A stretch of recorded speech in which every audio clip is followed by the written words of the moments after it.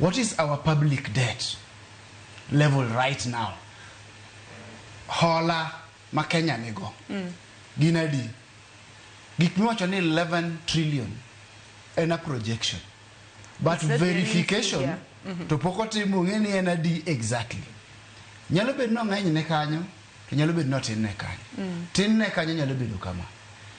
Ni otin nikech jok moko no supply hewa to gin gibiro ne gidwa timre nade? Gidwa no chulgi.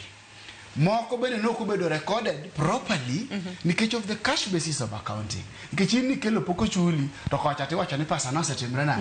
No sedi. Tindeni debts are not recorded accurately. The accrual basis of accounting, they recognize debts as they are. And dealing with them, ko chulgi, to be nizo no chulgi, and the reduction, then is wanyaka age mar debt. Sinani gini, contract mari, gi serikal chalona. Because ka supply, serikal, ne wacho ne chula after 30 days, credit terms. Credit terms into credit limit and credit amount. Ne wacho na nyalo supply, how long kapo kichola? 90 days? 120 days or 30 days terms go. Kora accrual basis of accounting dini so one okay.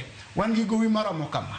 To kumagi ntie gowi ma age mare ndalo pradek, ntie ma age mare ndalo prochiko, moro 120. To mage mosekalo the contractual agreement e kind supplier gi serikal. Magi gik ma are not clear sani nikech cash basis of accounting. Another thing, Tomano is very important right now. We will be knowing exactly what do we owe.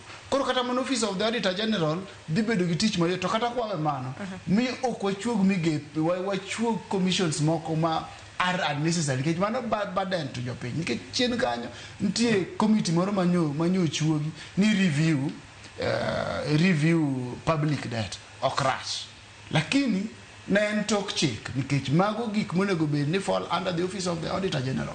Committee no kendo no bedo disbanded no gol magino chako ter gani office of the Auditor General. But kata nyaka sani wakia ni Kenya exactly what is the debt.